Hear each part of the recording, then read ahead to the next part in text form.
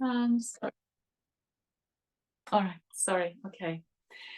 So my first exposure to the Yoga Sutras was on a teacher training.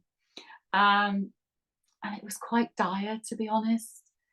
We didn't get it. We couldn't grasp the concepts. And we were quite distressed about that because we were going to be on it. Here's Martin. Good. And it just seemed very dry. And if maybe you've picked up the Yoga Sutras already and you have not been taught them by someone like verbally in this sense, they can be quite dry, and it can be a little bit of a sense of, well, okay, what's it all about? What's the big thing about it? And I was living in Bahamas at the time, in a yoga ashram, some of you know. And I started to do a yoga therapy training, and I would commute to New York. And the teacher on this training included the Yoga Sutras, because he said to us that this training was not so much to give us a career. It was a sadhana, so it was a spiritual immersion. And this was a whole other experience of the reach and the depth and the potency of the sutras. And sutra translates from the Sanskrit as thread. It means a thread. And they're really, the sutras are aphorisms, so like short verses. But I see and have experienced each short verse as like a real little powerhouse in itself. Each one contains a real powerful teaching. And in the Yoga Sutras, there are 196 aphorisms or sutras or threads. So there's a lot for us to reflect on. I've done a little presentation, and this comes in that. And, you know, I've said to some of you before, when students come to me or class members come to me and want to know or want to go deeper, and I see there's a thirst there, I'll often point them in the direction of the Yoga Sutras. And my dog, she'll lie down in a moment. It's my dog you can hear walking around.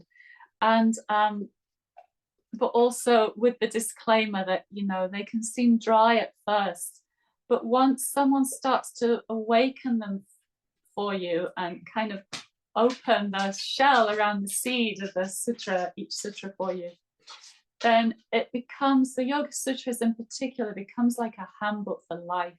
It's something that, for me personally, of all the texts, I'm drawn to keep going back to and going back to. And it's not a philosophy, you know, it's not that it's taught on yoga teacher trainings as the philosophy part of the teaching, but it's not actually. It's what we call a darshana. It's a world view. It's a way of seeing and understanding life. And this is its overlap with Ayurveda as well. So there can be an Ayurveda take on some of the sutras because they share that world view. They have the same source, the same perspective in that respect. And so it's a view on life, on existence, on the nature and the laws of nature, and so the nature of the mind. It's an exploration of the nature of the mind. It's not just a philosophical treatise, because each sutra has that potency. It brings an experience with it. And the experience that it brings, you know, gives rise to some kind of self-inquiry also about the nature of your mind and your challenges and your suffering on the psychological level. And the insights that come from that start to elevate the mind.